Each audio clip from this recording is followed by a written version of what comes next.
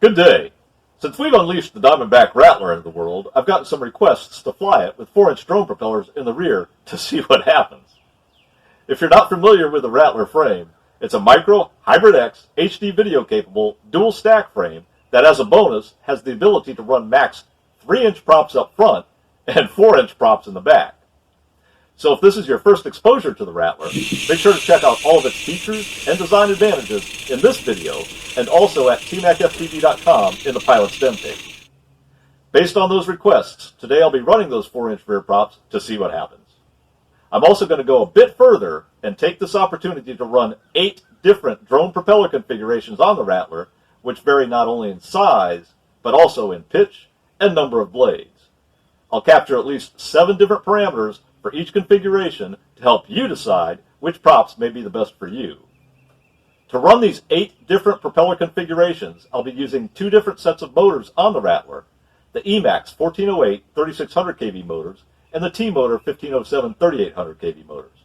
Make sure to check out all the specs to include weights and thrust-to-weight ratios on not only these motors, but on over 65 different motors ranging in size from 0.8xx to 16xx in the free Micro FPV Motors chart available through the link in the video description below. My goal is we'll all learn a little bit more about drone propellers and how the different aspects of props can affect flight performance to include flight time and smooth HD video while we have some fun with the Rattler. Make sure to let me know in the comments section below which of these 8 different prop configurations is your favorite and why. So if you're ready to see the Rattler in action with 8 different prop configurations and to learn more about how your choice of props can affect flight performance, give the video a thumbs up below, make sure to share it with your friends, and subscribe to your TMac FPV channel, your home for your journey to better FPV fun, flights, and racing stuff. Before we get started, let me briefly explain how props are normally described. They're normally characterized by 4 to 5 numbers. The first 2 numbers describe the diameter of the prop, or the prop's disc that it spins through the air. In this case, you see this bi-blade is 4 inches in diameter. These tri-blades are also 4-inch props. That's the diameter of the disc that they spin in the air. This prop is a GemFan 40. The first 2 numbers are 40 or 4.0 inches. This is 4.0 inches, a GemFan 4052 also. 40 is the first 2 numbers, 4.0, as is this bi-blade, and you can see it's 4.0 inches in diameter. The second 2 numbers are the pitch of the prop. In this case, here we have a 4032 prop, so this is 3.2 inches. The pitch is also measured in inches. And here we have 4052, or 5.2 inches. Now what the pitch is trying to describe in inches is, as the prop spins 1 complete revolution, how far forward the prop moves in the medium in which it's traveling. So for every 1 revolution of this prop, it's going to move forward 3.2 inches. For every 1 revolution of this prop, it's going to move forward 5.2 inches. And here shortly we'll explain what the pros and cons are of more pitch versus less pitch. The last number after 4052 here and after 4032 here is the number 3. That just describes the number of blades. So 4032 3 is 4.0 inches of diameter disc, 3.2 inches in pitch, and it's a tri-blade. 4052 is 4.0 inches in diameter, 5.2 inches in pitch, and it's a tri-blade. This is a bi-blade. The reason I'm explaining these numbers is because in today's video, we're going to vary both the diameter of the prop that's being used from the front to the back props, as well as the pitch of the prop and the number of blades, just to see if there's any noticeable differences in the flight characteristics and the parameters which we're measuring. This is the procedure we're going to follow as we compare drone propeller configurations on our Rattler. For each configuration, I'm going to maintain the same low camera angle. This camera angle is lower than I normally fly, and the reason I've lowered it is so I can hover without too much difficulty while looking at the words on my Quadiction gate bag, and I'll explain why in just a minute. To understand more of what your camera angle does to your flight characteristics, check out this video on FPV beginner tips. I'll weigh the props along with their prop screws for the ones I use with the Emax T-mount motors, and with the prop nuts for the ones I use with a 5mm shaft 1507 motors. I'll perform one flight with each prop configuration using a fully charged 4S 750 mAh LiPo battery. If you really wanted to get more accurate results, you'd perform several flights with each configuration and do some sort of mathematical averaging with the parameters we're about to measure. I'm not going to show you the entire flight for each prop configuration. That would just take too much time. Instead, I'll show you the launch, flying through the first gate, around a flag, through the second gate, and then hovering near my Quadiction gate bag looking at the words on it. The reason I'm going to do this is to give you an idea of how good the HD video is for that particular propeller configuration. And yes, the types and conditions of your props will affect your HD video. If you see a lot of jitteriness, is that a word? If you see a lot of jitteriness, vibrations, or what we call jello in the video, then perhaps that propeller configuration is not good for capturing HD video, or there's something wrong with our setup. I'll show you one lap of the flight profile I'll be using for each configuration, which is basically a figure 8 around a tree and flag in my front yard. I'm using the default PIDs on Betaflight 4.1.1 with my Flywoo Goku F722 mini flight stack that includes a 4-in-1 ESC rated at 40 amps and good for 2 to 6S LiPo cells. Remember, when you're choosing motors and drone propellers, you want to make sure your ESC can handle the amps drawn by the motor's propeller combination, which you'll usually find something close in the specification documentation. I'll show you the end of each flight with the post-flight statistics on the OSD from the goggles DVR. These are the parameters we'll be measuring. I'm primarily concerned about the HD video stability and the flight time. I'd really like your help and opinions on the HD video stability because it's sometimes difficult for me to notice any differences on that. As mentioned in the intro, I'll be using 2 different motors and we'll be doing 4 configurations for each type of motor. Down here are the characteristics associated with the numbers I mentioned earlier, which describe drone propellers. Larger props, for example 4 inches is bigger than 3 inches, means you'll wind up with more thrust and more grip. They have a tendency to float more than smaller props, but they'll also respond slower. They're less agile to motor inputs, and they also consume more power.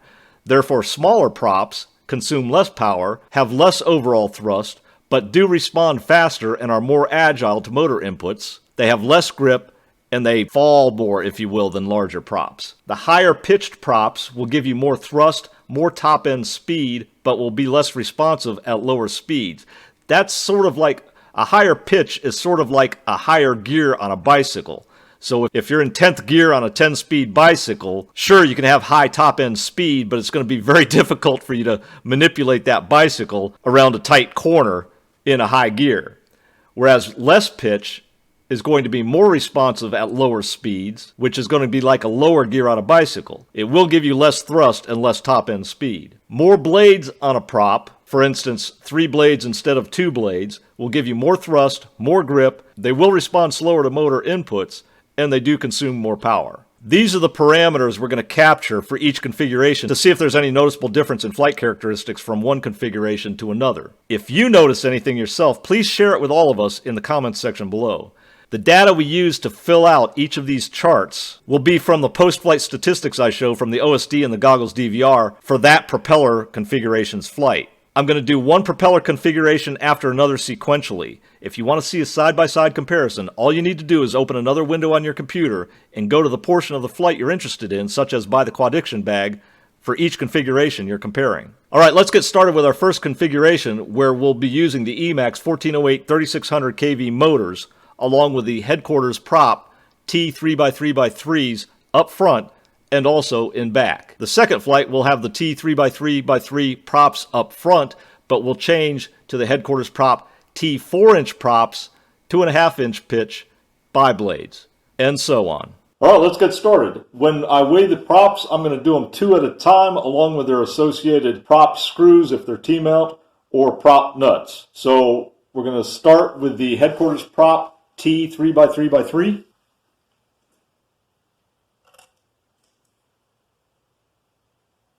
Two props, 4 prop screws.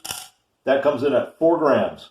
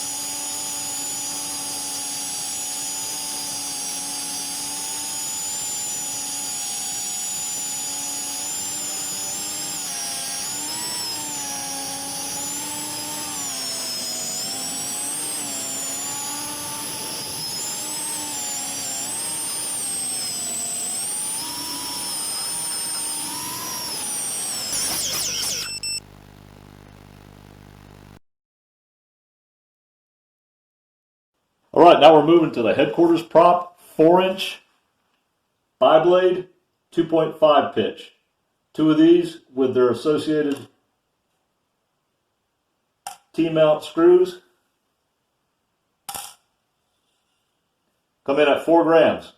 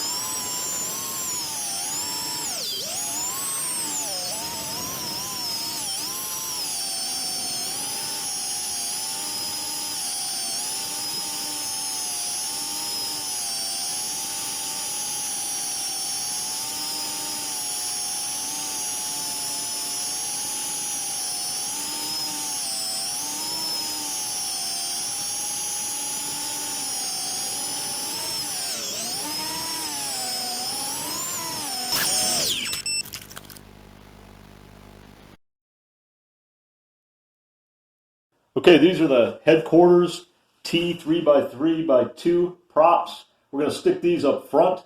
These are 3 inches, 3-pitch bi-blades.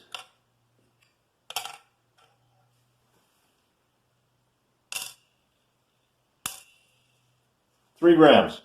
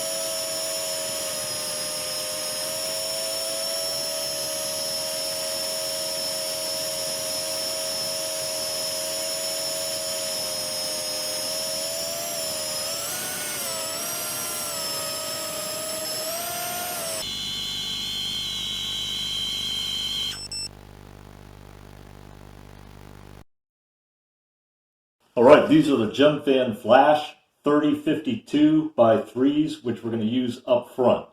So the weight of these, along with the prop nuts, is 4 grams. These are the Emax Avon 4x2.4x3, which we're going to use in the back. And the weight of these with the prop nuts,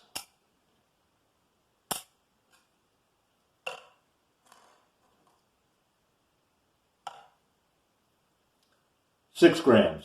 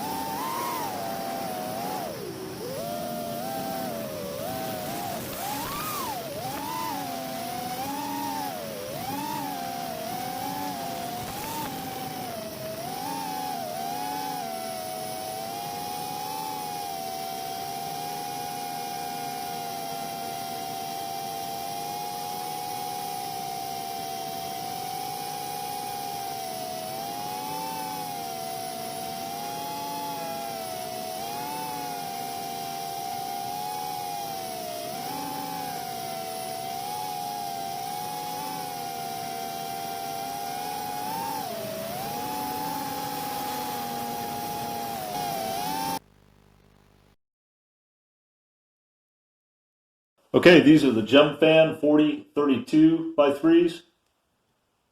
They're going in back. And these come in at 7 grams.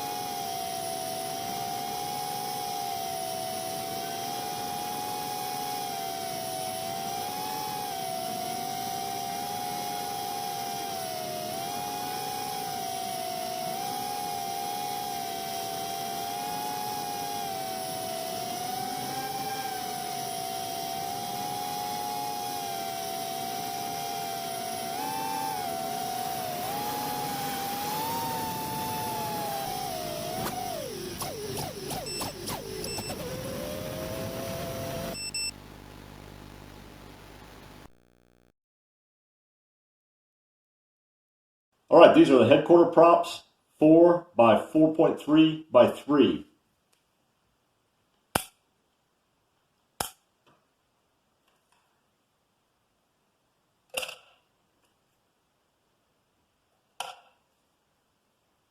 $5 grams.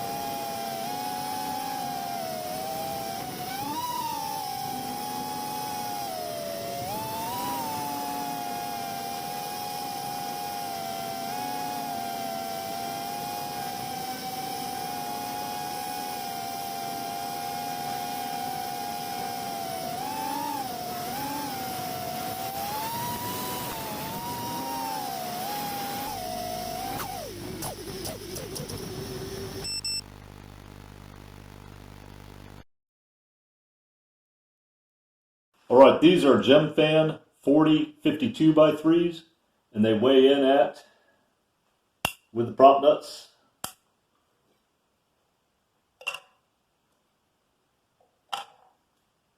9 grams.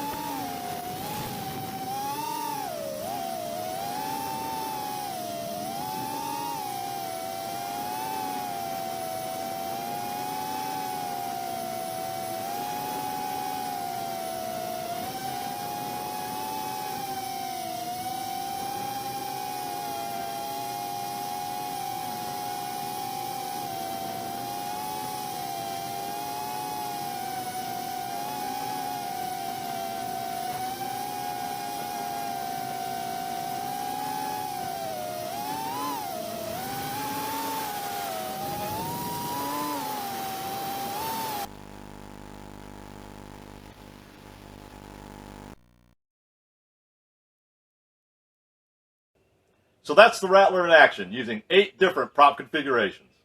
I found it to be both fun and interesting. I hope you did too.